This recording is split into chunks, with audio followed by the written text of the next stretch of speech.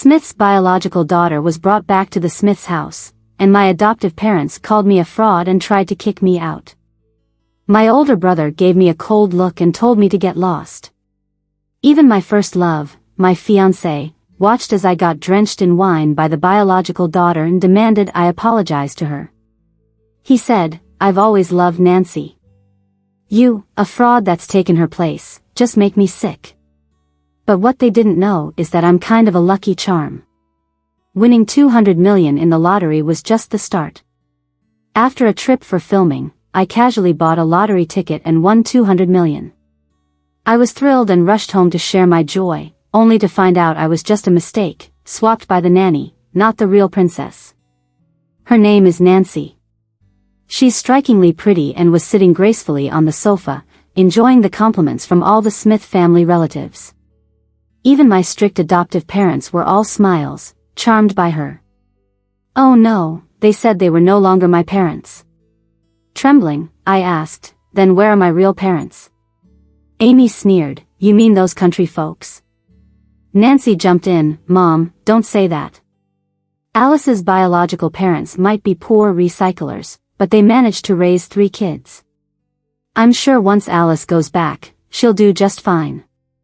She looked over to my left. That's when I noticed 2 middle-aged folks with graying hair, sitting nervously in the corner on a small stool, fiddling anxiously with their dirt-stained pants. They couldn't even look at me. Charles nudged me, "Alice, what are you waiting for?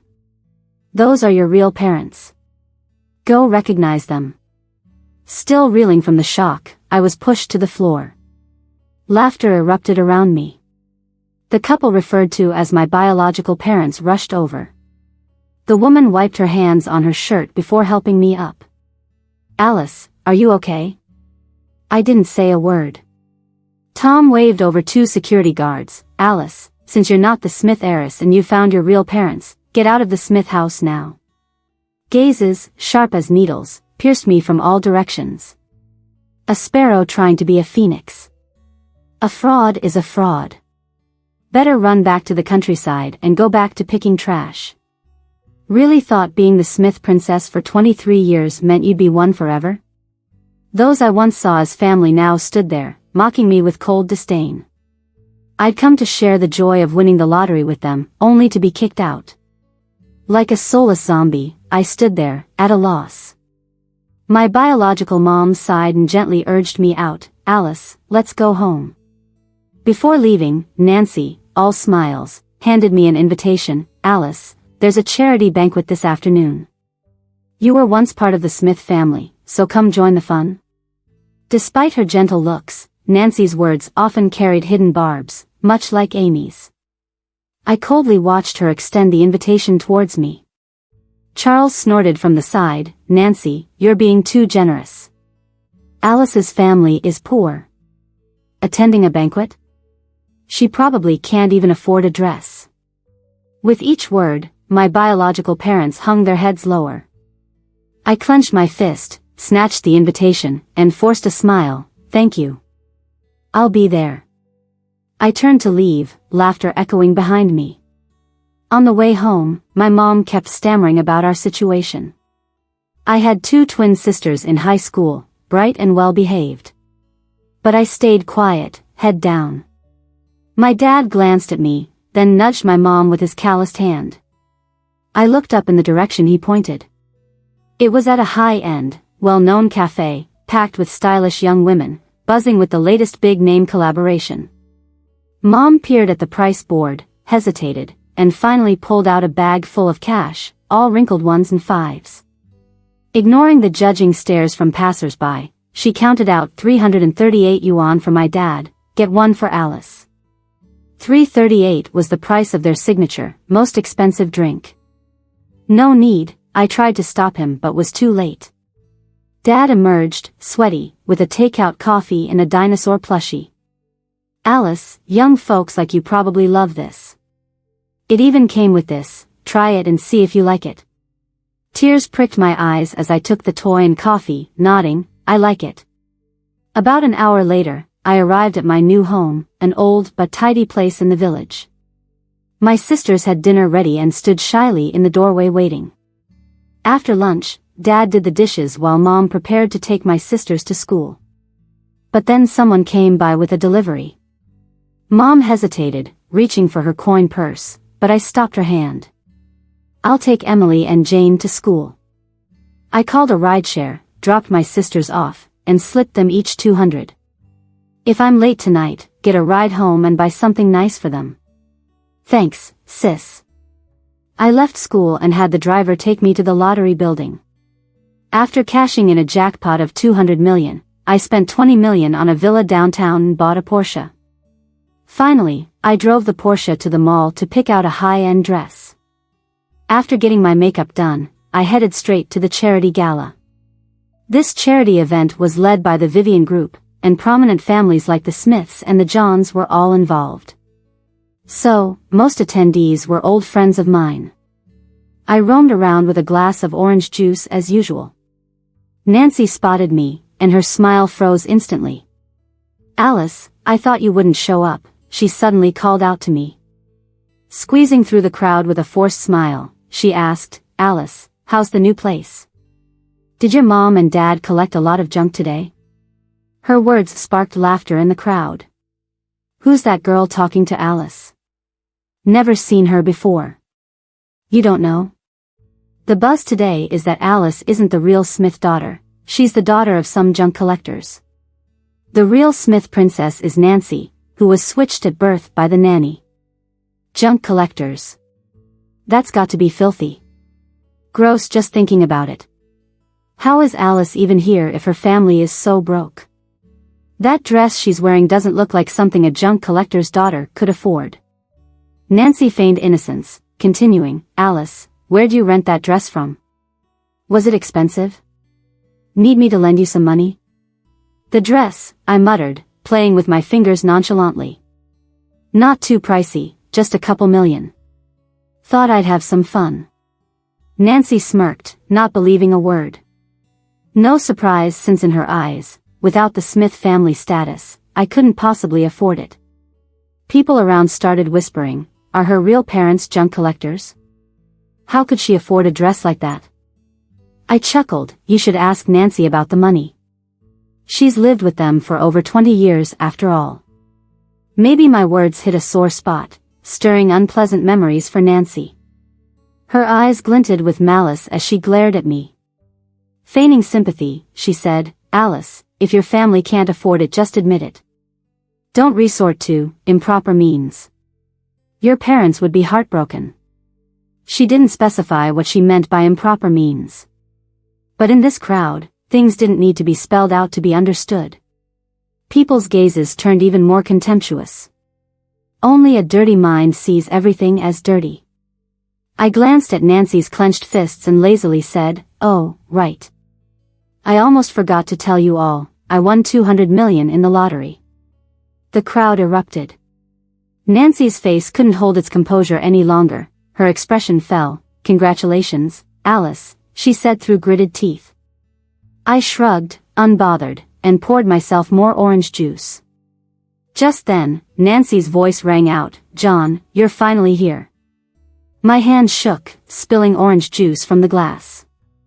John was my ex-fiancé and my first love. We'd always been close.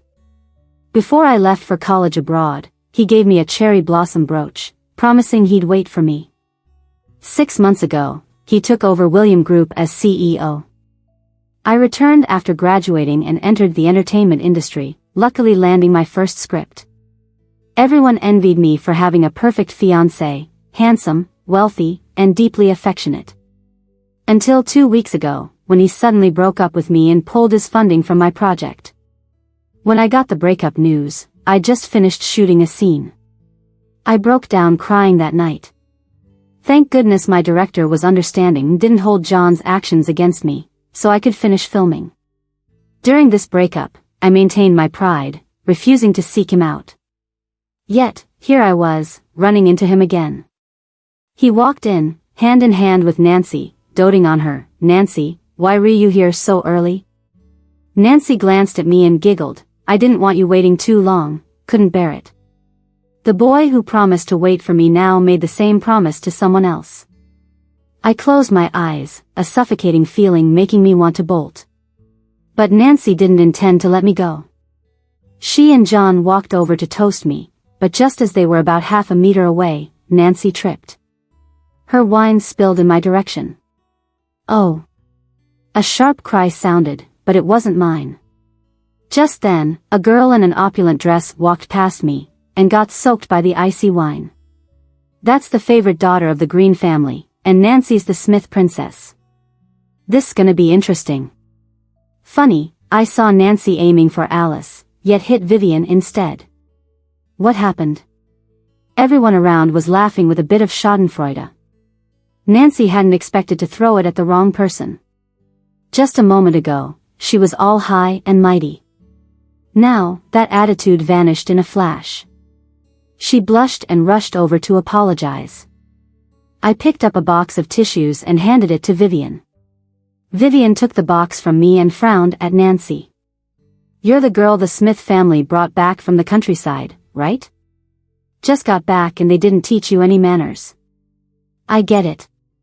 But now that you're here, you should learn from Alice about how to be a real princess.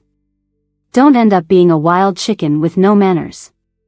Nancy's face was alternating between red and white. Her lips were trembling, and tears were starting to show at the corners of her eyes. Sorry, Vivian, I'll pay for your dress. Good, remember to have the Smiths transfer $5 million into my account. Vivian handed the tissue box back to me, smiled, and said, thanks today, Alice. I'll take you out for dinner sometime. With that, she strode away. Sis, I didn't mean to mess up Vivian's dress. You just hit the lottery, and you're not short of money.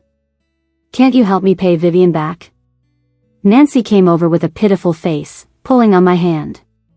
Firm no, I quickly stepped back, avoiding her grasp. Nancy's hand missed, and her face showed some embarrassment and annoyance. She turned around, pulling John over, and said loudly, John, look at her. I'm just borrowing a little money, and she has $2 billion, but she won't lend me any. Isn't she stingy? You think Alice is mad because you dumped her? It's all my fault. If only I met you before Alice. It's not your fault, Nancy. John smiled at her, and then turned to me with a face full of disdain. Alice, we're over. I've only ever loved Nancy. Your clinginess just disgusts me. The guy who used to put me first now spoke so harshly to me. My heart sank. I swayed, struggling to stand. A hand steadied me from behind, and a warm magnetic voice whispered in my ear, Miss Smith, long time no see. I looked up into a pair of cool, calm eyes. Felix, the head of the Green Group and Vivian's brother? He's known for being ruthless and having a sharp tongue in the business world. People usually avoid him. I'd seen him on magazine covers, but this was my first time meeting him in person. He glanced at me to make sure I was okay, then turned to John. John, even a kid knows that helping is kindness, not helping is a duty. Why the moral pressure? Nancy's your girlfriend. If you're worried about her, you pay instead of letting her beg a stranger. His words were cutting, and the crowd was buzzing. Felix actually defended Alice? Alice's family's all scrapped now. How come Felix is helping her? Isn't Green and William's family working together lately? Why's Felix making John look bad for a girl from a poor family? Hey, don't you know? John's just a figurehead. He doesn't have real power in the Williams family. His brother has it all. John's face turned dark, looking daggers at me. Felix raised an eyebrow. John had no choice but to hand Nancy a check with gritted teeth. Nancy, take this and repay Miss Vivian. Nancy's face was pale with humiliation. She squeezed in between Felix and me, smiling. Felix, Alice and I aren't strangers. Let me introduce you, she's my sister, just found her birth parents today. Thank you, but no need, Felix politely cut her off, distant. Was it not necessary to introduce me to him? I mean, a guy like him at the top doesn't need to acknowledge everyone, but it still stung a bit. Especially since he just helped me out. Nancy looked thrilled to see me uncomfortable, barely hiding her joy. Like she was saying, "See, I knew someone like you isn't worth knowing, Felix." Felix, however, smiled. "I know Miss Alice. We went to college together. I'd heard a lot about her." He said it looking me straight in the eye, his cold face softening. "You're impressive." His eyes had an elegant shape, especially charming when he smiled slightly. My heart skipped a beat. The previous hint of upset vanished instantly. "Thanks." Nancy, having been rebuffed again, stomped away in a huff, with John following after her. With Felix having helped me out, we naturally fell into conversation. We chatted a lot. He always matched whatever I said, and seamlessly led the talk further. It was never awkward. Around 8:30, the party was only halfway through.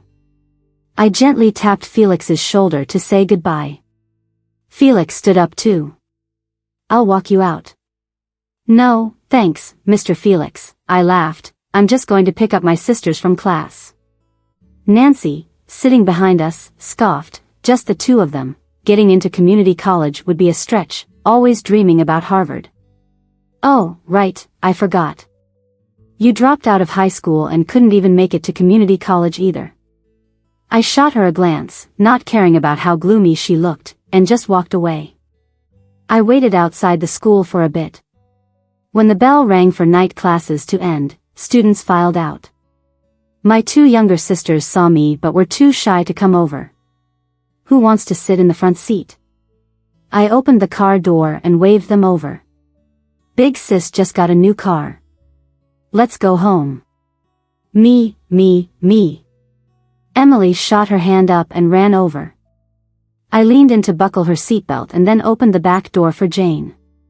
On the way back, I noticed both sisters were sneaking glances at me. Curious, I looked over, and they quickly turned away. I just chuckled. "Sis," Emily said softly, "you're really pretty, like a big star." That made me smile big. "Well, when I become a big star, you'll be the first I autograph for," I promised. "I want one too." Jane chimed in from the back.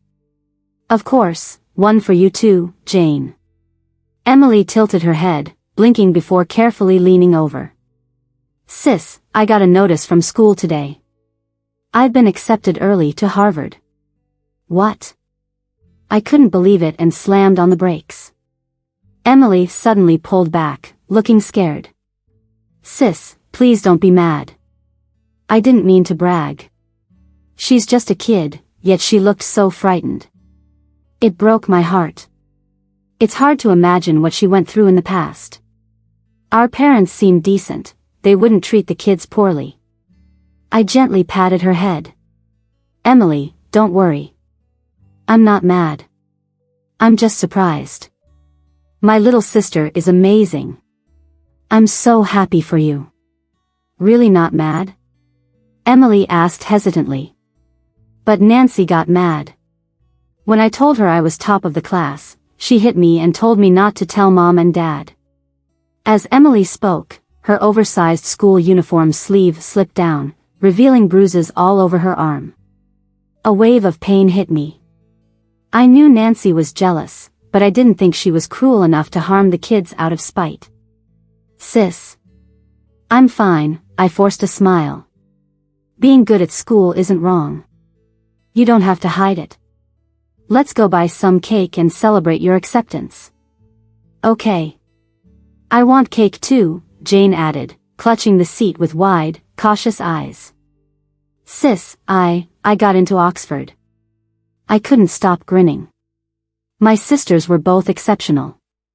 "All right, let's get 2 cakes and celebrate together." When we got home, Mom and Dad were still up. Seeing the cakes and hearing about the Harvard and Oxford news, they were stunned, then overjoyed. After the cake and washing up, our house didn't have separate bathrooms. Dad heated 3 pots of water for us to bathe. While brushing my teeth, I heard them sighing in their room, discussing how to cover the tuition. They decided to get student loans. Before bed, Mom brought warm milk to my bedside. Looking at the steaming milk, I quietly said, "I'll cover Emily and Jane's tuition." I told her. I already bought a place downtown, ready to move in. It's the weekend tomorrow, let's move. The second month after moving to the new place, I got invited to a variety show. Nancy was invited too. I found out John and the Smith family spent a fortune trying to launch Nancy's career with this show. Kinda ironic, it seems they called me a disgrace when I wanted to get into showbiz. Now for Nancy, they're all in. At the first show, we had to introduce ourselves and then team up. After my intro, Nancy suddenly went, "Alice, I heard your sisters didn't take the college entrance exams?" Her words made the room freeze. Several guests gasped. Just as the host tried to jump in, I sat up and smiled politely. "Yeah, they didn't take the exams." "That's a shame," Nancy sighed with false pity, but I caught the glee flicker on her face. "Community college isn't bad or anything." "Nope," I cut her off with a smile. Nancy only seemed more pleased, offering, "It's okay even if they can't get into college. I can pull some strings for them." "Thanks, but no need," I replied cheerfully. "Emily got into Harvard, and Jane's going to Oxford. Some folks just don't see beyond community college." Other guests congratulated me, leaving Nancy's face turning red and blue as she clenched her jaw. Looks like the producers paired her with the hottest actor and me with a gaming streamer. The show's sponsor was a card game, and our first task was to draw cards from the game. Fewer gold cards meant elimination. Everyone was new, and only got a 10-card draw initially. The rest had to be earned. To save time, Nancy went all out with money. She splurged $4,000 for extra draws, giving both her and the actor $140 each. 280 total draws, for round guarantees, just got them 4 gold cards. Others marveled at the luxury of having deep pockets. Nancy, with a modest smile, partially covered her mouth while saying, "Oh well, I'm just having a bit of bad luck, so I have to spend money to win. But with Alice's family situation now, I guess you can't really afford to spend, right? So you'll have to slowly save up resources." Everyone exchanged glances and subtly shifted, worried I might ask to borrow money. My teammate whispered, "Alice, should we also spend some money?" "Don't worry, I can cover it." "No need," I shook my head, leaving my teammate looking a bit disappointed. Following Nancy's lead, the other guests decided to spend money too. But most of them only got the minimal guarantee of 1 good card. We were the last group left to draw cards. Nancy glanced over at us. "Oh, Alice, you only have 10 draws? You definitely won't get a good card, and you might get eliminated." My teammate looked defeated and handed me his phone. "If we get eliminated, then so be it." I calmly clicked the confirmation button for the draw. The card animation just wouldn't stop. Seeing my expressionless face, Nancy arrogantly moved closer. "Alice, don't feel bad if you don't get anything. It just means you're broke and unlucky." "Excuse me, have you ever heard of 6 golden cards?" "What?" Nancy was puzzled, clearly not getting what I meant. I waved my phone screen in front of her. 6 gold cards from 1 10-card draw. Nancy was stunned. She jumped up in shock. "No way." My teammate quickly sat up, pushing Nancy aside, and excitedly admired the phone while shaking his head. "Alice, you're so lucky." Suddenly, realizing something, my teammate spent money for another 10 draws and handed me his phone. I hit confirm. The animation lasted about a minute. My teammate was on his knees. "Again 6 gold cards? Alice, is the sponsor secretly in love with you or what? That's amazing. Alice, I'll depend on you for all my card draws from now on." My teammate was ecstatic. The other guests were envious, and they all came over, handing me their phones to draw cards for them. In the end, the sponsor's staff discreetly pulled me backstage, gave me a check, and asked me to stay away from the game. After the show aired, I got a lot of buzz as the chosen lucky star. Nancy, on the other hand, with her connections, faced a major backlash as people mocked her every move. People online criticized her for causing her own problems and getting humiliated. Nancy's face was dark for days, and every time she saw me, she looked like she wanted to kill me. A couple of days later, the director suddenly called to say I didn't need to come for the second episode. Then, the company sent me a contract termination notice. When I called my manager, he mumbled something but wouldn't say why, only asking me to come to the office to sign the contract termination the next day. I locked myself in my room and sulked all day. My parents didn't dare disturb me, only letting my sisters bring in my favorite chocolate lava cake and coffee. Emily held my hand, saying, "Sis, don't worry. Jane and I will study hard and become directors one day, just to make movies for you." I smiled and ruffled her hair, feeling a bit better.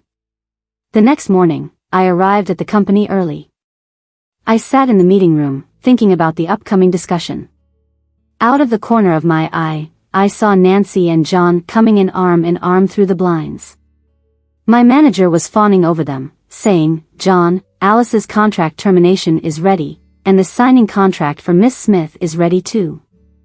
Once Alice is terminated, we'll follow your instruction to freeze her opportunities, and all her resources will go to Miss Smith. Are you ready to sign now?" Nancy joyfully kissed John's cheek. "John, you're so good for spending so much money for me.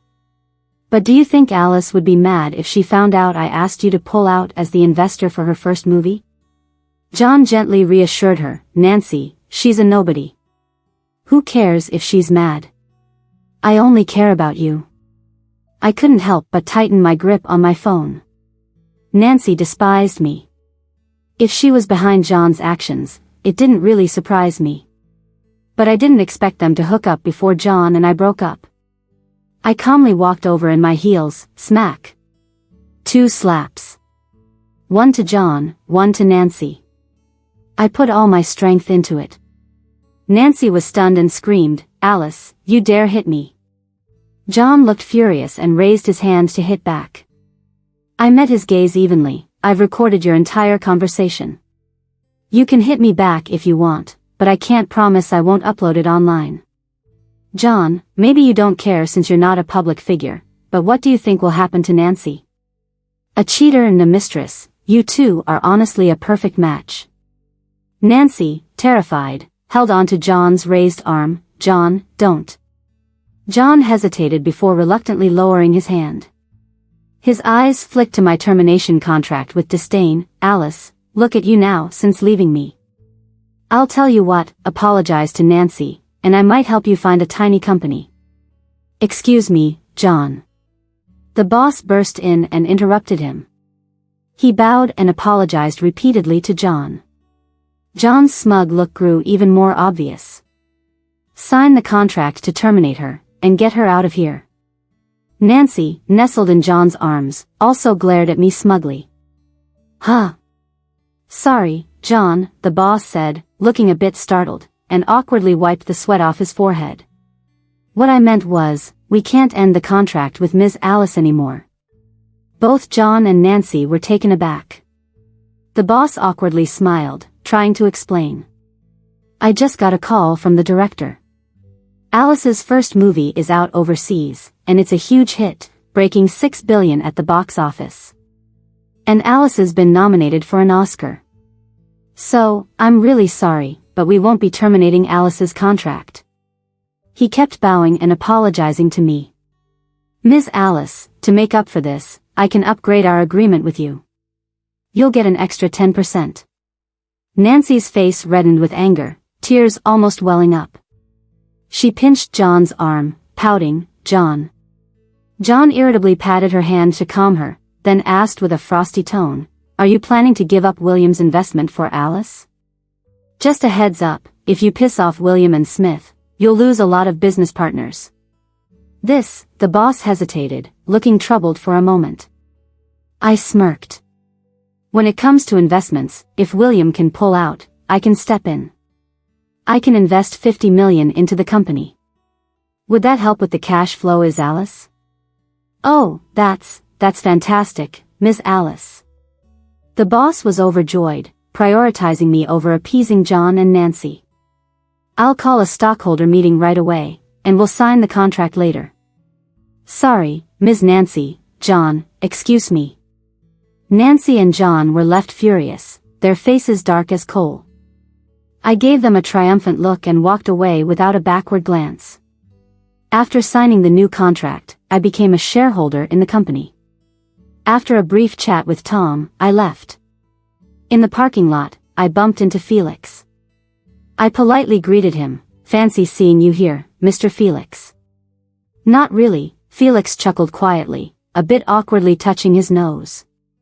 I was waiting for you, Ms. Alice. I wasn't sure if I was imagining it, but this man, known for being mature and decisive, had reddened ears. He seemed a bit like a love-struck teenager. I raised an eyebrow, signaling him to continue. Felix bent down, opened the car door, and took out a bouquet of flowers. Ms. Alice, congrats on your movie success. If you don't mind, can I invite you to dinner? I'd be honored. During dinner, Felix was clumsily trying to impress me, yet it was subtle, respectful, and not overwhelming. Before paying the bill, he smiled at me, saying, Ms. Alice, I know you've been facing some troubles recently. If you need help, you can always reach out to me. You know, I'd never say no to anything you ask. He was smart, offering help with humility, preserving my dignity. Thank you, Mr. Felix.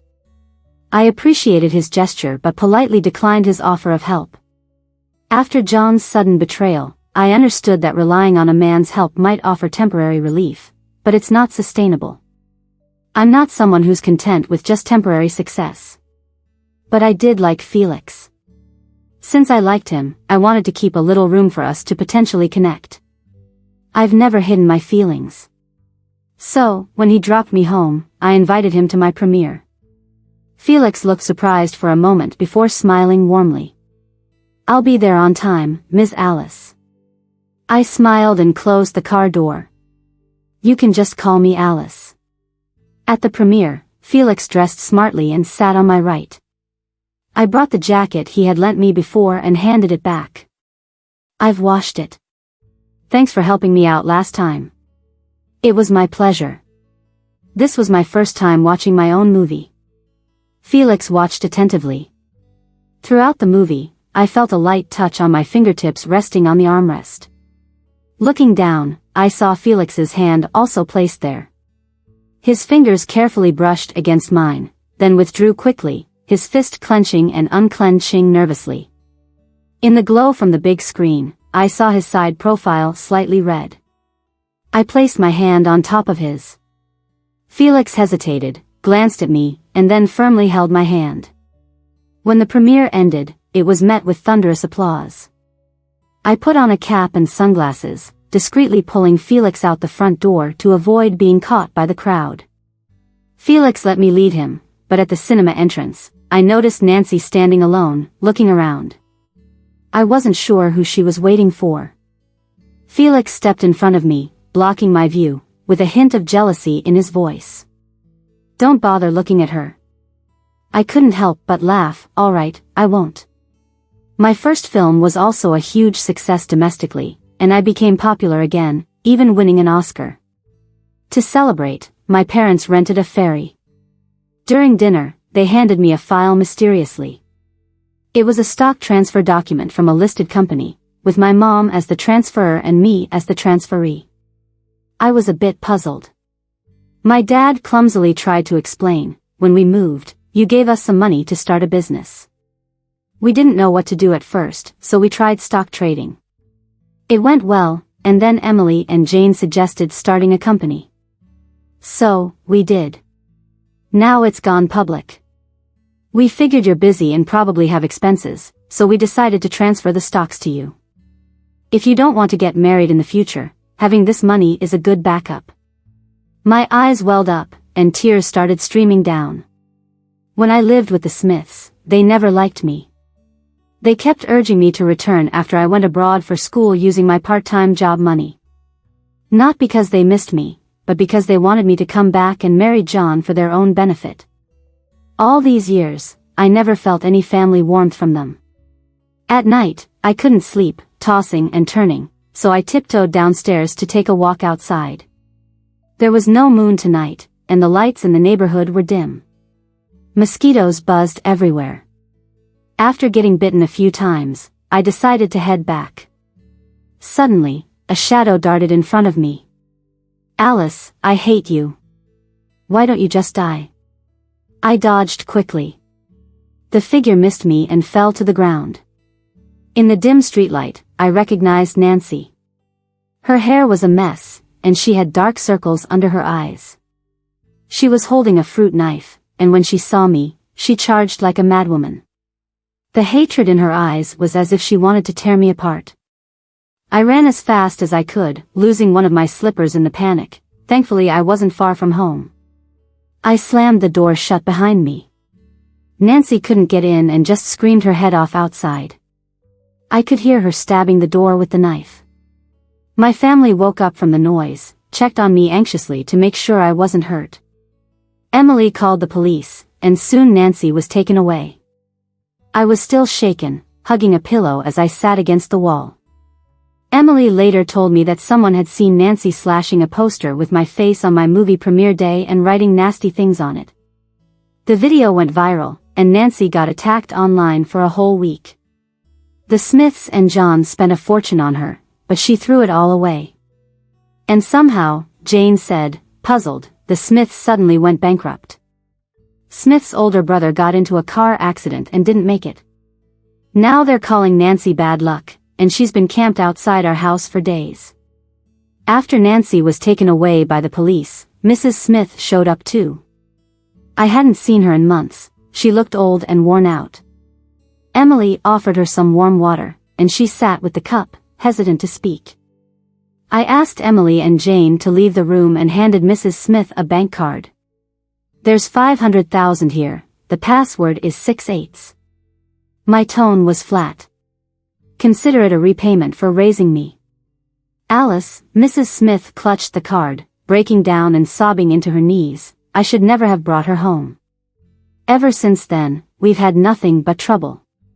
Alice, if you have time, come visit home. Your brother is gone, and your dad really misses you." I didn't care for her complaints. "You can leave now," I told her. "Take care." Then, I had the maid escort her out. Felix planned to meet up for dinner today. I got ready, put on makeup, and headed out. The roads were clear since it was a weekday. While waiting at a red light, I glanced in the rearview mirror. A red BMW was coming up fast behind me, showing no signs of slowing down. My instincts kicked in. With 30 seconds to go on the light, the car kept coming. I quickly hit the gas, turning right onto a different lane. After checking the rearview again, I saw the BMW continue straight, then try to turn to follow me, just as the light changed to green. It collided head-on with a Ferrari, a loud crash filling the air. In the sparks, I saw someone struggling out of the Ferrari. It was John. But he soon collapsed. The whole thing happened so fast. Traffic cops, firefighters, and medics swarmed the scene. I parked and cooperated with the police. Although I switched lanes to avoid the wreck, I still got a few points taken off. I was still shaky from the wreck when they dragged Nancy out of the BMW. My blood boiled. It was Nancy, again. She wanted to kill me. When the police finished, Felix arrived and held me tight. "It's okay, Alice. It's okay now." I clung to his shirt, still in shock, unsure of what to think. John got carried away on a stretcher, off to the hospital. Nancy was handcuffed and taken by the cops. As she passed me, she shot me a murderous look. Like a snake from hell, ready to strike. She shrieked at me shamelessly right there, "Alice. Why aren't you dead? You should have died. You stole my life, how can someone like you live so well? Alice, you should be dead. Don't listen, Alice." Felix rested his chin on top of my head, his large hand covering my ears to drown out Nancy's nasty curses. "Don't listen, Alice." John didn't make it. He was pronounced dead after they tried to save him. The police checked the footage from the day of the accident. Alice intentionally rear-ended the car, leading to murder charges since someone died. But the Smith family was quick to pay compensation and showed remorse, so she got sentenced to 18 years. In court, I was sitting in the witness stand, looking straight ahead with a calm face. Mr. Smith couldn't handle the blow this time and died of a sudden heart attack. Now the only one left in the Smith family is Mrs. Smith. She broke down and cried in court, but in the end, she could only watch as Nancy was taken away. When the trial ended, I stood up to leave. Alice, Mrs. Smith suddenly called out to me. I turned back and looked at her coldly. Leaning on Sophia for support, Mrs. Smith walked towards me, tears in her eyes as she pleaded, "Alice, come back and visit sometimes, okay?" That brought me back to those days. Like when I came first in class and ran home excitedly to tell her, only to get yelled at, told I was good for nothing else but studying. And when she kicked me out of the Smith house so harshly. "I don't want to," I replied coldly, turning around to leave. Felix and my two sisters were waiting outside. After hugging each of my sisters quickly, I jumped into his arms. The sun was shining brightly. I was ready to live my own life.